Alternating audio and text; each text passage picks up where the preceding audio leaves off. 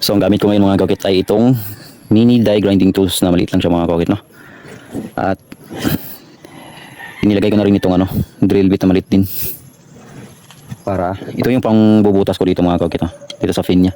Para ipasok natin tong rod, welding rod to. Yan.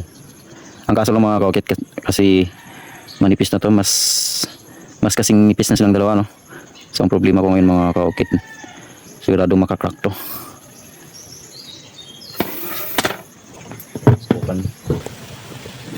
Working out loud. Sana hindi ito mabali.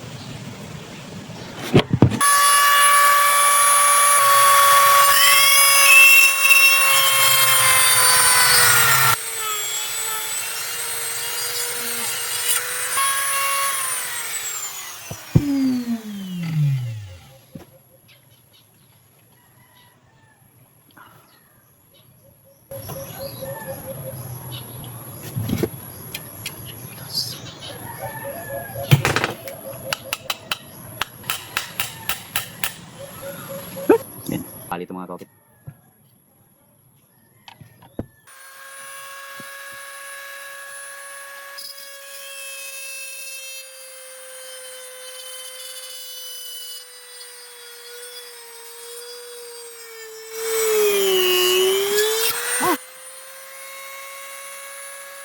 Ayan. So mangyari ngayon mga kakit kasi medyo maiksi ito itong natin. Itong drill bit natin kasi hanggang dito lang siya. Hindi siya tumagos talaga dito sa pinaka Ang mangyayari ngayon mga kakit ay pupukpukin na lang natin. Bahala na. Yan. So, pwede na itong haba na ito. Ano natin konti. Alright. Bukan natin. Sana hindi ka mag-crack.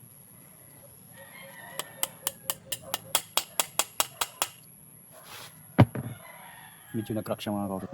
Pero okay lang yan. Lalagyan rin natin ito ng glue.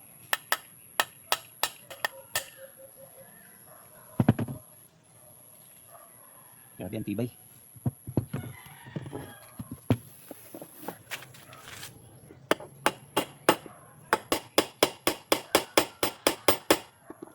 Wow. So ayan guys, bumaon siya. At hindi na siya mababali dito guys. Kasi ito bumaon na. Yan. Tsaka ito, masyado na ito mahaba. Balik tatagalan natin ito, babawasan natin. Ito. Masyadong ito, napabaon. Yan. Putulan natin ito mga kakit. Ito kasi sobrang ito eh. Ayan, tigas. Yan. Ito, tama na ito. So yan. Ganyan. Ito natin siya ilalagay dito mga kakit. Yan, ganyan siya. Ganyan mangyayari mga kakit. Kuha lang tayo ng lapis.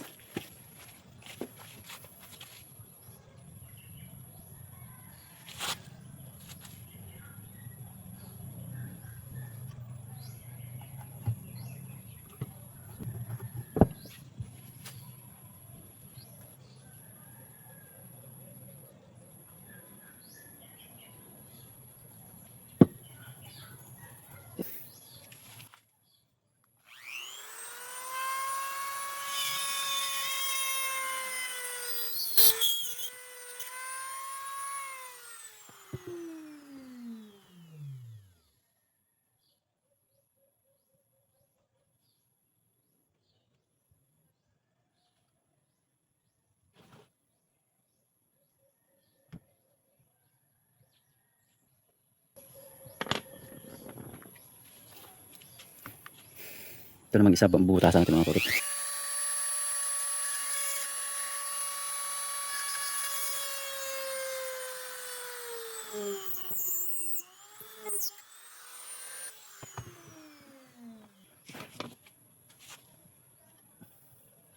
Gusto natin papasok pa isa. Aray, ito mababali ah.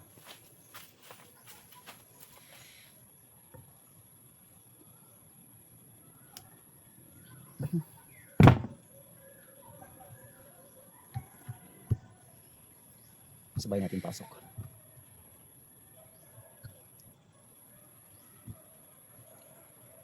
Yan.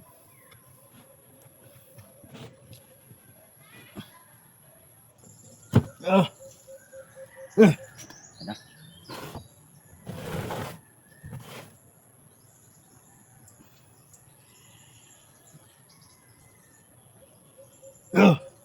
Yan. Sa wakas, naipasok na rin natin mga kaukit. So, ganyan ang mangyayari ngayon mga kaukit.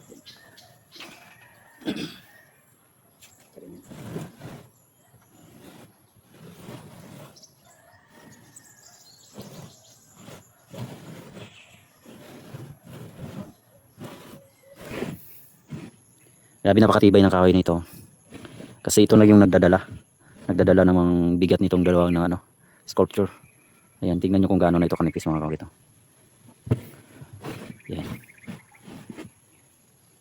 So, kukuha lang ako ng wood dust para mailagyan na natin itong damage part.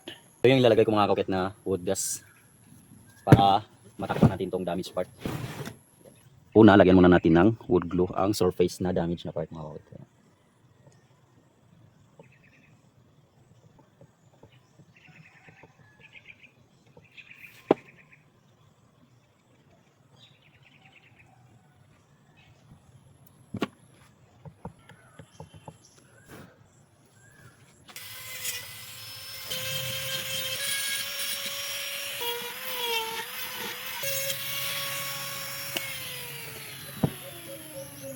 Ayan, okay na siya mga kaukit. Bali na linis na natin yung yung mga part na kailangan itago at yung mga sobra Ayan, malinis na siya. Ayan. Ganyan na siya mga kaukit. At napakatibay din tong pagka lagay natin ng rod, connecting rod para hindi siya So ayan mga kaukit. Ayan, napakatibay na niya. At isa sa pinakamatibay mga kaukit ay itong part na ito. Kasi ito lang yung nagdadala ng bigat at saka yung puwersa. Isipin niyo ito mga kaukit, napakalaki ito. Itong stand niya na pabilog. Ito mabigat to. Pero nakaya nito nakaya niyang buhatin. Ayan subukang buhatin ulit mga kaukit. Yan. Napakatibay. So hindi siya basta-basta mababali or matatanggal. Pwera na lang kung pwersahin talaga So, sadyaing banggain at saka pungitin. So mababali talaga. Pero yung mga yung mga necessary bangga lang na hindi malakas, so hindi talaga siya matatanggal. At maot yung pulo.